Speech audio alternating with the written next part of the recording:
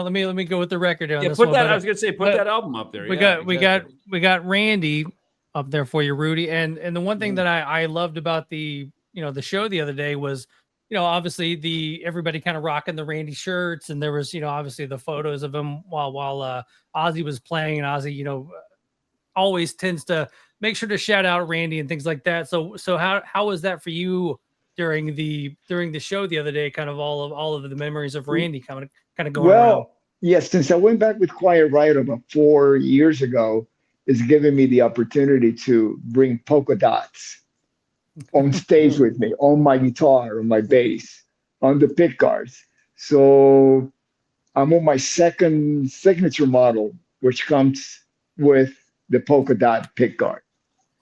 So I always, I mean, of course, Randy was synonymous with his polka dot guitar and wearing polka dot bow ties. So I always, I always bring him on stage with me, Nice.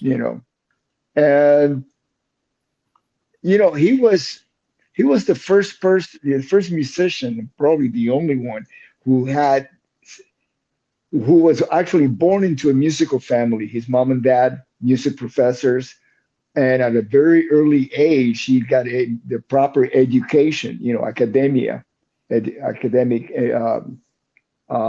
education on, sight reading and theory and composition and everything. So he was a full musician, not just like the guys that I was used to, including myself, who were like more street. We learned by listening to the records or watching people around town Oh, playing, or or do you want to wait for Dave to no, come no, no. back? We can keep going. Okay, He'll pop back on. okay. Oh, he's got a pee pee break. I get it. Yeah, yeah. And My show now. yeah, your show. Okay. So so Randy was the first one that I actually got to experience the difference of working, especially on original material, because that, again, that version of Quiet Riot, the one with Randy in the 70s that I was a member from 78 to 79, right before he joined Ozzy, Hmm. there was the purpose to exist was to get a record deal, be a professional touring recording band, not just playing, top 40, which is my previous bands. That's what it was all about. And the reason being, most of the time, was so we could make enough money to move to LA, to then save that money, because we knew we were not going to be able to make a living out of being musicians. So unless we would go to like Orange County, outside of LA, Hollywood area, where top 40 was popular, but then that would take away time from actually being a original band, because you have to pick one. What are you Right. looking for? You're going to make money playing top 40, or you're going to struggle financially, maybe get a day job like I did, and at night you get together with your band and you write original music, and you go to clubs and invite A&R people, to come down and check out the new material, go and make demos. Uh, we used to have a connection at the record plant. We could actually make demos uh, late at night when the bands were already done, and the uh, the house engineer wanted to get some experience Right. being the main, the Off hours. yeah, off hours. And Yeah. so we would go in there and make demos and present them to the record company and so on. And meanwhile, the next day I would get up in the morning and go to my. I used to work at a burger place called McNaturals, which was a health food fast food place across from Tower Records. Huh? And Okay. I'll never forget, like my first day at the job, I was trying to figure out the register, and I look up, and it's Paul Stanley without the makeup. Now this is when nobody had seen him without the makeup, Yeah. but I could Right. tell it was him, right in front of me. And so I'm like fumbling, and I take his order, and he would always order the same thing: a Wonder of the Orient. That was a sprout salad with a scoop of tuna fish. Okay. Can I ask And a fan question? yes, Rolling around with Ozzy as you have, as I have, he used to say a certain thing. Well, that guy's not going to make old bones. that guy's not going to make old bones, meaning, he may leave us before his time. Yeah.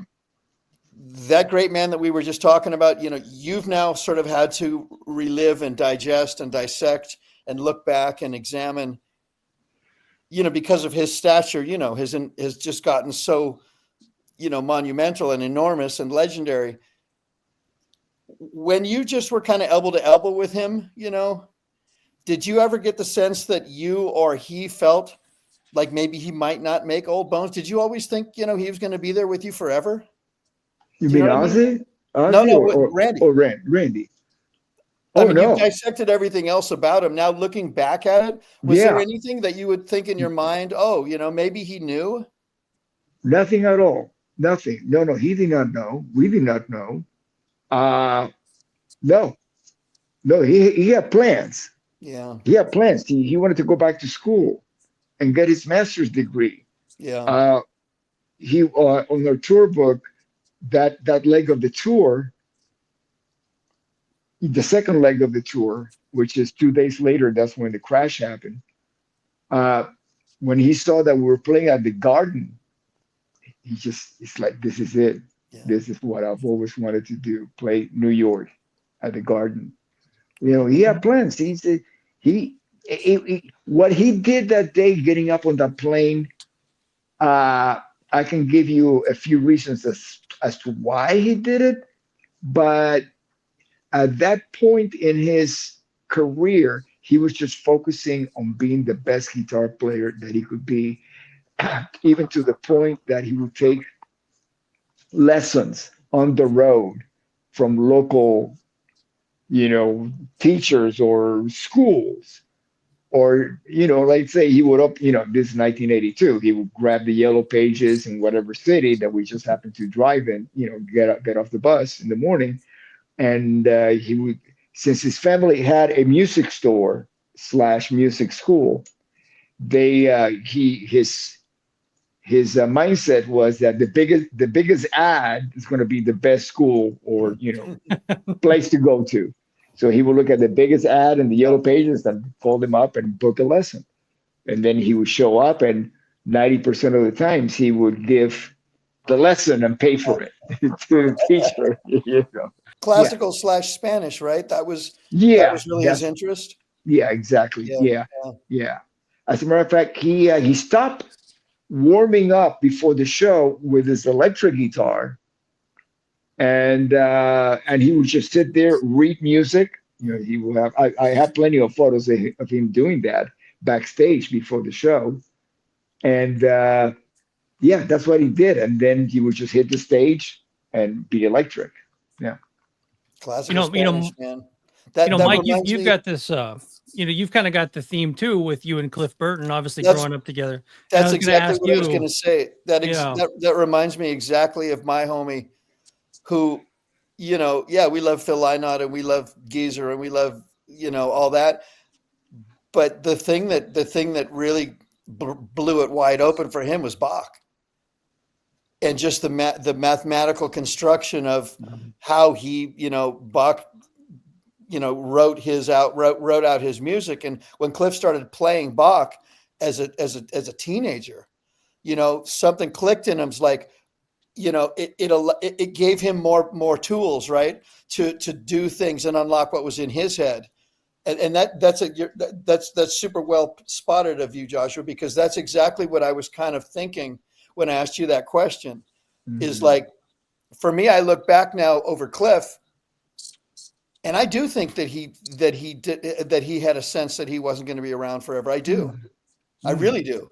And that's a trip, because when you're young, you think you've got all the time in the world. When you're young, you're going to ride on the back of your buddy's motorcycle with no helmet and short pants on and no shoes at 95 miles an hour through traffic, and you don't give a shit, And you think you've got all the time in the world until you don't, But I kind of do have the sense that maybe he had an idea, but yeah, that's kind of where I was driving. You're exactly right with that. Yeah, and how cool would have that, obviously the event with obviously Black Sabbath, Ozzy, Metallica on the gig, Cliff being a big Geezer guy too. Do you want to tell him, Dave, or should I? Cliff was on stage. Cliff was on stage that whole fucking night, man.